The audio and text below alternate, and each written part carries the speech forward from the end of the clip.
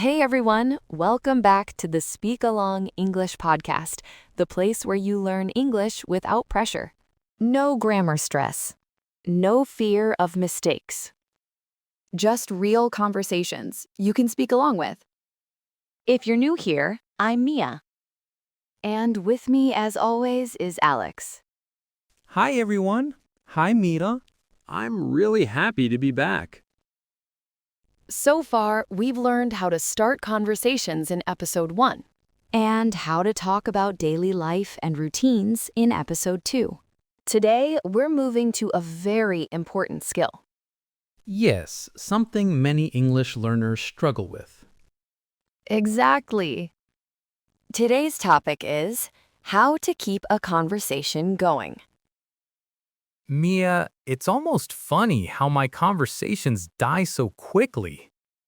Alex, that's what I'm talking about. Tell me more about it. Sometimes I start a conversation in English just fine, But then it stops. There's silence. and I don't know what to say next. That is so common. And if you're listening right now thinking, yes, that's me, you're not alone. I usually answer with just yes, no, or okay. And then nothing. Right, and the good news is keeping a conversation going is not about big vocabulary. It's about small habits. Let's start with the first and most powerful rule. Always add one more sentence, Even a small one? especially a small one. Let's try an example. So, Alex, how was your day? My day was good. That's a correct answer. But the conversation might stop there. Now try adding one more sentence. My day was good. I had a lot of meetings, but they went well. Perfect. Now I can respond. I can ask questions. The conversation continues. Let's practice together. I'll ask a question. Then I'll pause. And you answer with 2 sentences. Ready? Yes. What did you do yesterday? I worked most of the day. In the evening, I watched a movie to relax. Excellent. Remember, 2 sentences are better than 1. Now it's your turn. How was your day? My day was good. I finished my work early and felt relaxed. Excellent.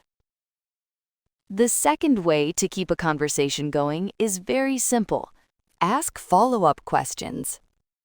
Not new questions, connected questions.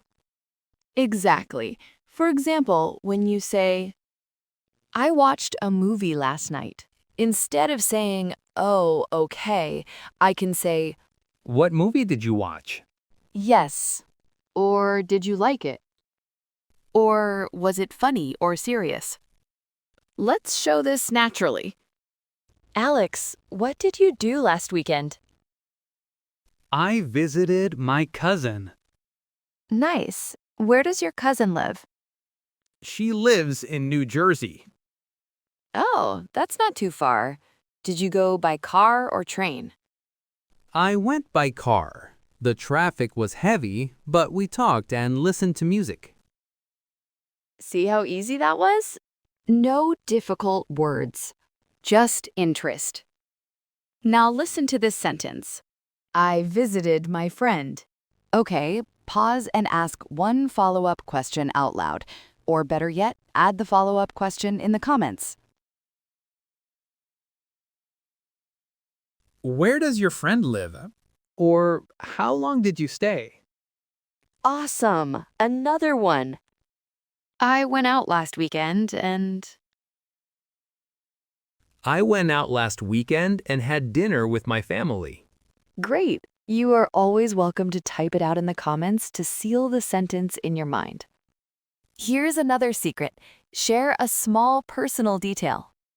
Not your life story, just a little extra. Exactly. Instead of, I like coffee. I like coffee, especially in the morning. It helps me feel calm. Everyone, try this with us. Pause and speak, or speak along with Alex. I enjoy my weekends because I enjoy my weekends because I can slow down and spend time with family. beautiful. Mia, I think many learners stop talking because they're afraid of mistakes. That's very true. Let me say this clearly. Perfect English is not required for good conversation. Most native speakers care more about connection, not correctness. Let's do a quick role play. I'll give a short answer. You improve it. Ready? Yes, let's go. I'm busy. I'm busy these days because I have more work than usual. Excellent. One-word answers are conversation killers. Let's recap today's lesson. To keep a conversation going. 1. Add one more sentence. 2. Ask follow-up questions. 3. Share a small personal detail. 4. Don't wait for perfect English.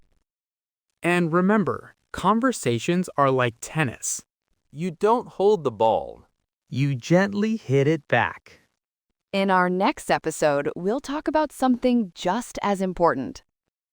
How to end the conversation politely without being awkward.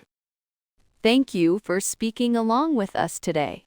See you in the next episode of Speak Along English.